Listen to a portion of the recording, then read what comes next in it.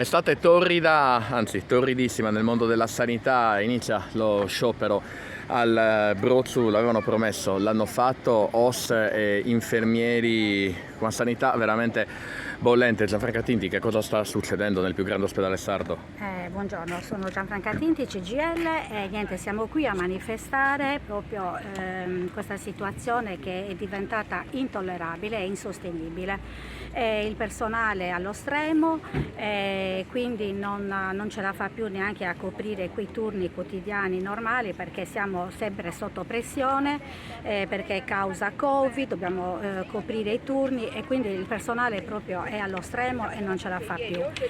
Poi se vogliamo aggiungere anche che cioè siamo anche quelli sottopagati, in quanto i nostri colleghi del nord Sardegna percepiscono un salario più importante del nostro, e quindi siamo qui che vogliamo manifestare, siamo stanchi e quindi cerchiamo, ecco, con questa nostra presenza almeno di risolvere alcune criticità che ci sono e che soprattutto ci facciamo sentire da chi di dovere. Ecco, da chi di dovere, Fabio Sanna della UIL, siamo però in piena estate, già ci sono i sardi con problemi di salute. Sardegna invasa dai turisti, si rischia il patatrac se voi vi fermate. Esattamente, il patatrac si sta verificando. Noi infatti abbiamo detto che questa azienda è arrivata al capolinea e abbiamo parecchie volte denunciato la carenza del personale.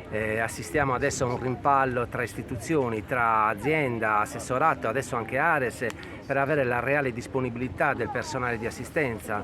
Persiste ancora il fatto di non aver nominato ancora il direttore sanitario e il direttore amministrativo, per cui tutti gli atti amministrativi risultano nulli.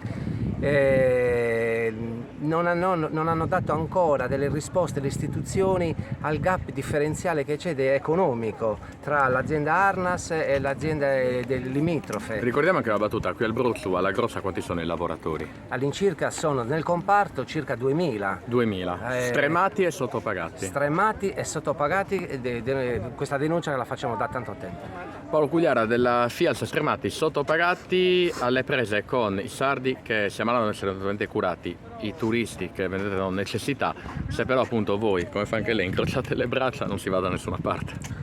Ahimè, purtroppo è un'analisi appropriata quella che sta facendo lei. Il problema è un altro.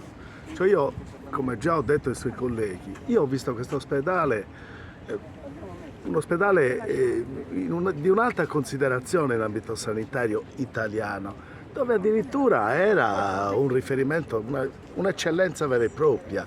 Ancora oggi devo dire che abbiamo medici, infermieri, OSS, personale tecnico di primissimo livello. Eppure... Ma com'è possibile pensare che questi operatori debbano operare come si potrebbe operare un ospedale da campo del Burundi, con tutto il rispetto che dobbiamo al Burundi?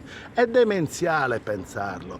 Noi siamo stanchi di appellarci allo Spresa, appellarci ai collegi medici, appellarci agli stessi medici competenti che non fanno altro che registrare, diventare notai di patologie che comunque hanno relazione sullo stress dal lavoro correlato. Ma io dico, ma queste cose a livello regionale, oltre che avere un assessore che parla molto ma fa molto poco, io dico qualcuno intervenga perché siamo disposti a tutto.